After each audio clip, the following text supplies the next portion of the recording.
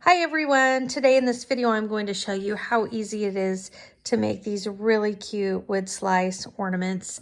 You see these all over Pinterest this time of year as people are doing DIY and getting ready for the Christmas holiday. And the wood slice ornaments are just super cute. They're on trend and they're easy to make. And basically you just take your plain wood slice. The ones that I use come pre-drilled. I'll link all that up. Just look in the comments and you'll find a link to my webpage that has these. And you just paint a circle and then you use cut letters and cut shapes. I love this because these are cut shapes that I already had purchased for some earrings that I've made. And I know many of you who subscribe to my channel have also bought these earring files. So you also own these cut shapes. So I thought it would be just fun to show you, if you have the file, another fun thing you can do with them by removing the teardrop shape of the earring but still using the cutout. You can do all kinds of fun holiday projects with those. So in this video I'm just going to show you how to put together these really cute wood slice ornaments. Okay, so to make this project I need my wood slices. I'll link these up below. I'll put it in the comments, and then I'll also link up to my blog so you can see any other details or photographs. I love these. I found these on Amazon. They're pretty consistently sized between them. I also like how thin the slices are so they don't weight down my tree too much. And then this pack also comes with a great big strand of all of this twine. So you kind of have everything you need as far as the wood ornaments go. Oh, and they have the hole drilled in them. That was important to me. I didn't want to drill all of those holes. Okay, you do need your chalk paint, or in my case, that's what I'm doing, is I'm using this black chalk paint. I need a foam brush, that's what I'll paint with. And then of course, I need my Cricut machine and the vinyl, because that's what I'm using for this project, is I'm putting vinyl onto my ornaments. And then I also used some buffalo plaid ribbon to tie around the top. And so that's really an option. I think they're really cute even without it. But if you do want to do ribbon, you want to make sure you consider that too. And I did a really narrow ribbon. I tried to stick, when I was shopping for different ribbons, to, yikes, this is very thick, tried to stick to about 1.5 inches wide. I can't remember. I'll have to measure this one to see what I actually did on these. So basically, once you get it, after I did several on this round, because I've made these many different ways, I just do a circular pattern. And so when you're in the middle, it doesn't really matter. But as you work your way to the sides, then I try to get a little more precise. And you'll notice, if you look close up at my ornaments, it's not like there's a perfect edge. Now you could do a perfect edge if you got like a different paintbrush and you want it to be, you know, highly perfection.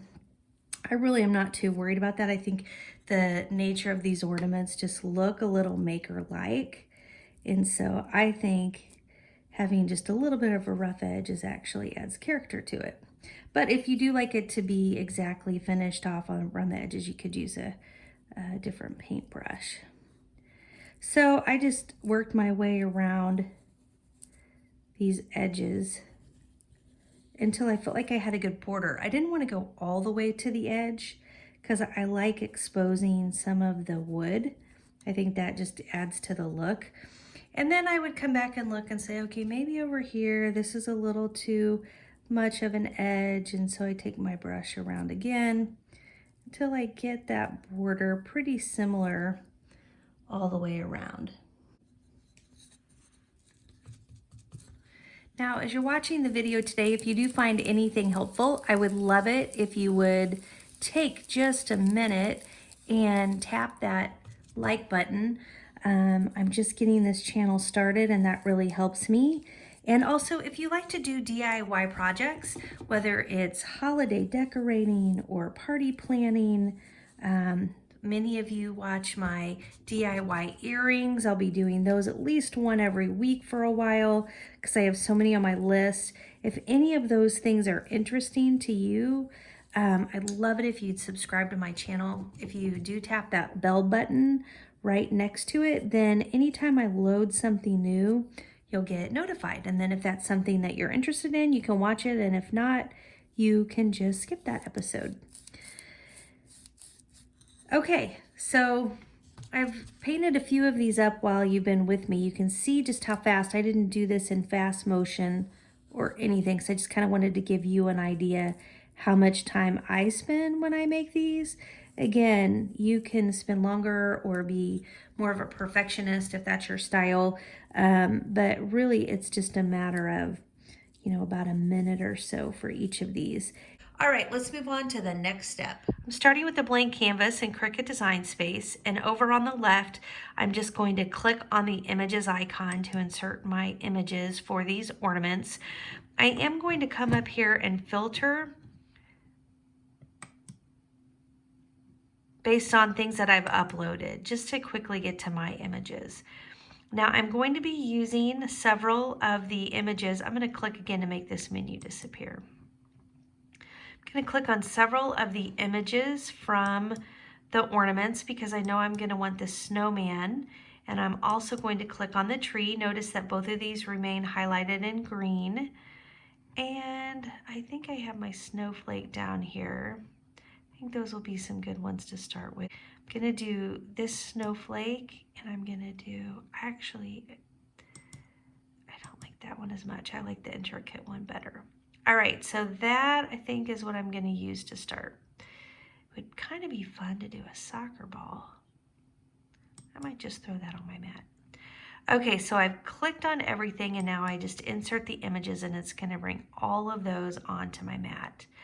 Now when it brings them in, it brings them, those of you who've worked with this file, you know that it brings them in very large.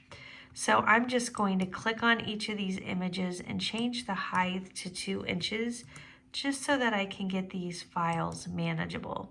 So I'm just clicking on an image, and then up here in the height, changing it to 2 inches, and it's just making these images smaller. I did have that tree in here already. Okay, 2 inches. And I love this because I already bought this earring file. I made all these darling earrings, and I just love the cuts on these different earrings. So did I get everything? I've got the snowflake, I think that's good enough to start. Okay, so here's my 4 images. Now what I need to do is I need to get these images out of these teardrops, the earrings.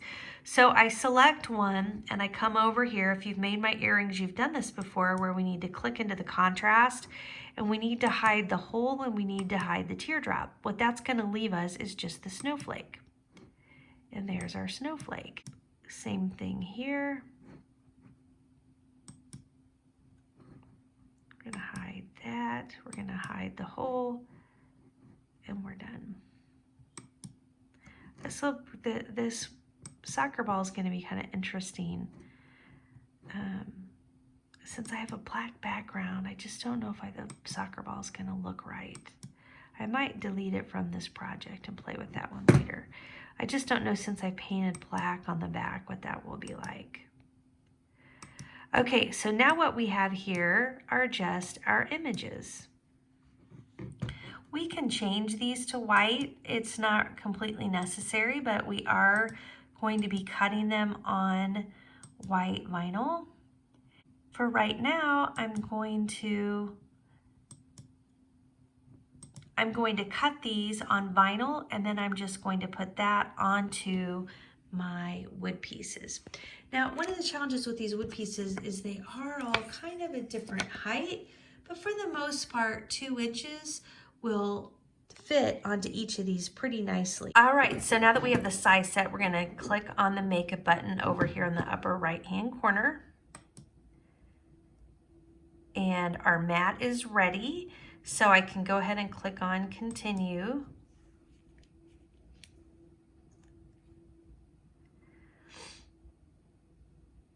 And I do have my material set to vinyl because that's what I'm using today. Okay, we need to get our vinyl onto our mat. I did use my plastic cover that I use on top of my mats. I just pull it down to leave exposed the amount I'm cutting. Like I said, this is 1.75 inches, so I've got this set up at about the 2-inch mark. This just lets me keep my vinyl on the roll. I just like to do that because I feel like I get a lot more out of my vinyl when I'm not cutting it quite as often. So I'm pressing my vinyl in. You want to make sure that the backing is on the bottom side. Otherwise it won't cut through the backing. So I've got my vinyl set up here. I do want to take a minute to thank you for visiting my channel today. For those of you that have watched my videos before, welcome back. Those of you that are new, I'm glad that you found me. I'm pulling this off of my mat just so that I can get the cut. I want to just isolate this now to the piece that is cut. So it goes over here to the snowflake. And now that it's cut, I can see exactly where that is, just so I'm not cutting off or wasting any of my material. And then now that I have this, I can weed it. And I want to actually stick it back on the sticky parts. I'm going to turn my mat around a little bit. And to weed it, what I like to do is just put it back onto my sticky mat like this. And then I take my weeding tool. If you do not have your basic Cricut set, I'd really encourage you to get that. I use my basic set all the time when I'm using my Cricut machine. And I just poke at it until I get this vinyl pulled up. It's actually pretty easy when you've got it down on your mat. If you're holding both pieces and you're trying to separate it, I think you're probably going to have a harder time. So this is where I'm saying sometimes then people would transfer their vinyl. I'm going to lift this. I'm going to do it from the back side. Pick this up because this is now weeded.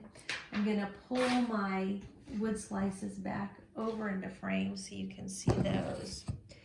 And we'll do one of these.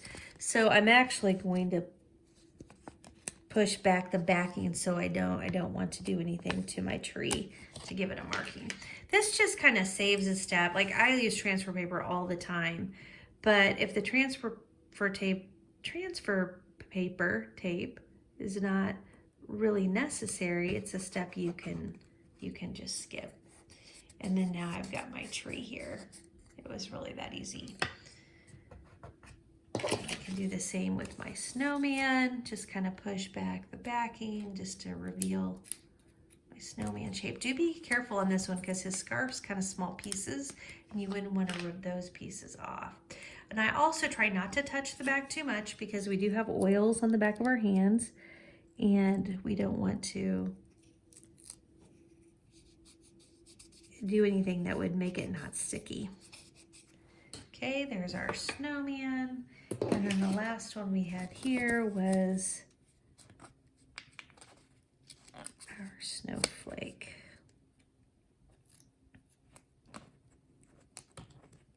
The snowflake is a little bit more delicate because these pieces are all so skinny that I just like to work my way around skinny pieces.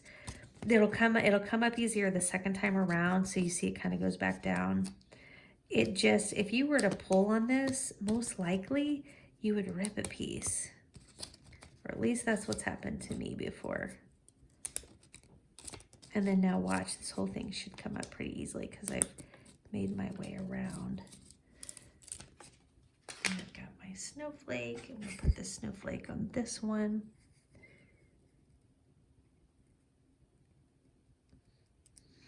If you're ever kind of trying to decide where to put it, I'd leave a little more room up here because we're going to put a bow, or if you are going to put a bow, that still lets your image, be revealed. You can also put words on your wood slice ornaments. Here are a couple of different fonts that I like. This left column, these are all fonts called Cami Ray. I found these free on dafont.com. And then in the right, this one is called Skinny, and this is also from dafont.com. So these are both fonts that I like to use. Today I'm going to actually use these fonts on the left. And so I put them in a red just so I could isolate them on my canvas. So I'm going to go ahead and click Make It. You just need to make sure the width is going to fit onto your ornaments. I did decide on these letters, even though I've got 5 letters, I would not use contact paper. They're really thin and narrow, and sometimes I just find that contact paper makes that even harder for me.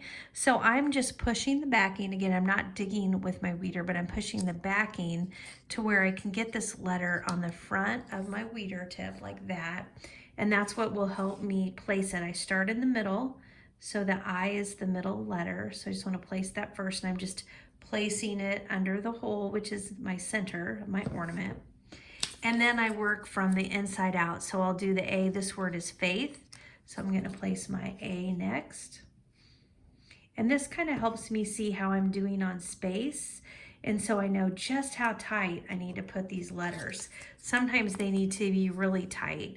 And as you work towards the left, you can see how many letters you have left compared to how many letters you know that you need to place. And really, even though we're not using contact paper, this just goes very quickly. I can usually get one of these done in about a minute, just even without using contact paper. And honestly, by the time you cut contact paper, press onto contact paper, put your contact paper onto your item, then try to get the contact paper back off of your item. I just think it's faster to go without the contact paper. So this, you can see, is how cute the letters look on these ornaments.